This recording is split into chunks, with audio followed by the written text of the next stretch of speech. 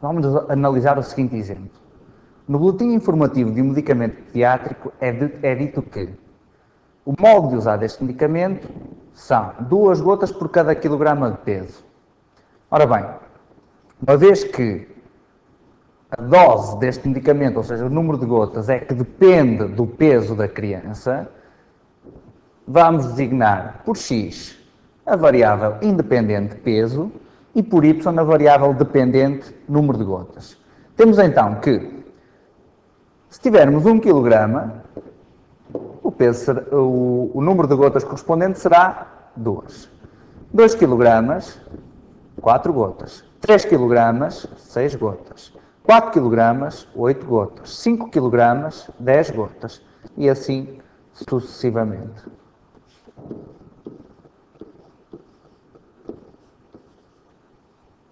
Notemos que estamos perante uma função, uma vez que a cada objeto faz corresponder uma só imagem, ou seja, por exemplo, ao objeto 4 faz corresponder apenas e só a imagem 8, ou seja, a 4 kg correspondem 8 gotas.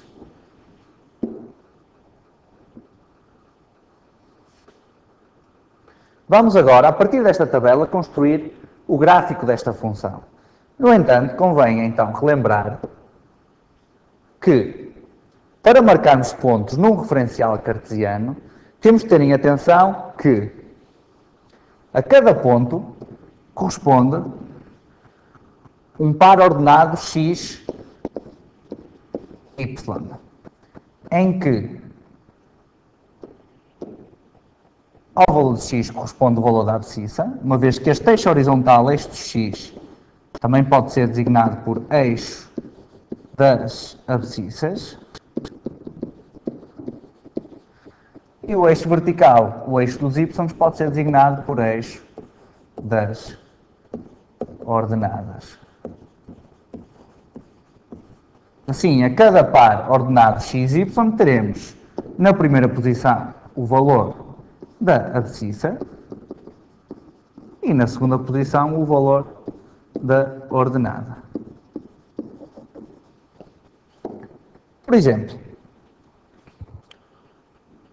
o par ordenado 4, 2.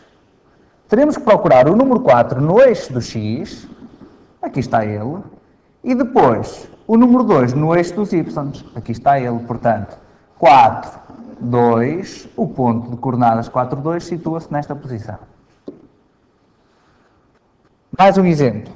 O ponto de coordenadas 2, menos 1. Teremos que procurar o número 2 no eixo das abscissas e o menos 1 no eixo das ordenadas. Portanto, o ponto será este aqui. O ponto 0, 0, obviamente, será nesta posição e é também chamada a origem do referencial. Mais alguns exemplos. O ponto 4, 0. Portanto, teremos que procurar o número 4 no eixo do x, aqui está ele, e depois, uma vez que o valor de y é 0, nem andamos nem para cima nem para baixo, fica exatamente colocado no eixo do x. Atenção, que o ponto 0, 4 já é um ponto completamente diferente, uma vez que a ordem interessa, portanto, o 0 procuramos no x, o 4 no y, será aqui. Portanto, ter o ponto 0, 4 ou o ponto 4, 0 é completamente diferente.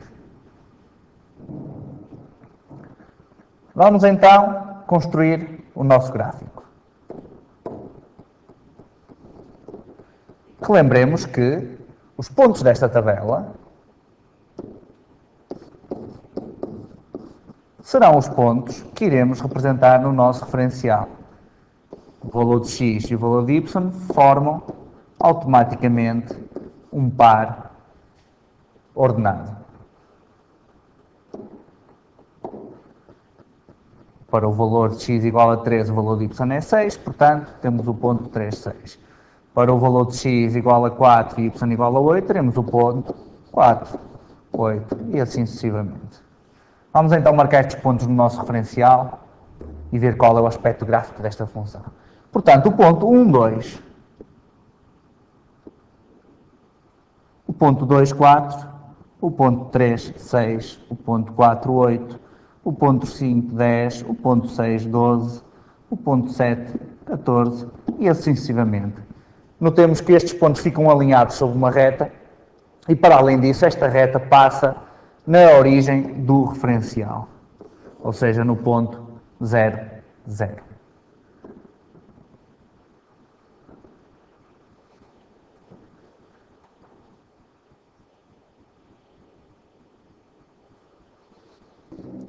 Portanto, já vimos aqui duas formas de representar a mesma função. Através de uma tabela e através de um gráfico. Vamos agora ver uma terceira forma de representar estas funções. Temos que olhar para uma função como uma máquina, em que, neste caso, se de um lado entrar o número 3, a máquina efetuará uma determinada operação e do outro lado sairá o número 6.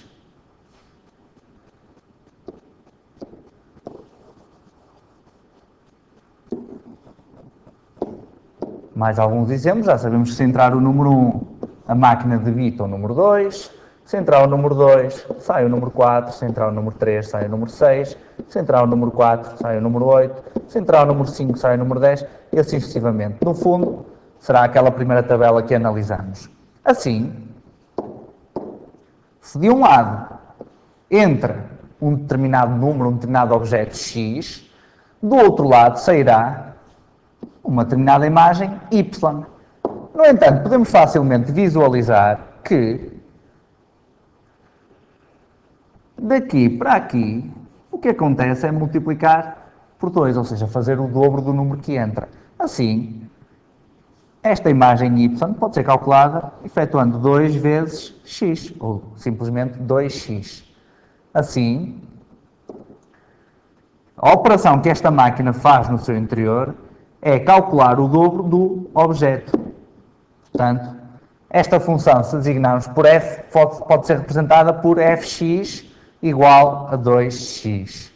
Há outras formas de representar analiticamente esta função, tais como, para além da forma que nós já vimos, fx igual a 2x, podemos também representar por y igual a 2x, que não é mais nem menos do que esta representação que temos aqui. Portanto, isto são representações equivalentes. Ou então por uma terceira forma, que também por vezes aparece, que será uma mistura desta com esta.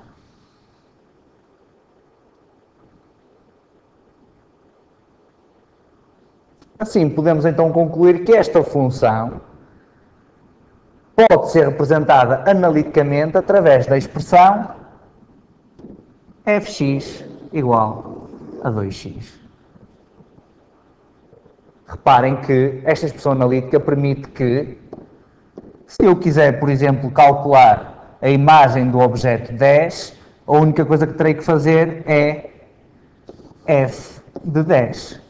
E calcular f de 10 é o mesmo que fazer, é o mesmo que substituir o x por 10, ou seja, 2 vezes 10 igual a 20.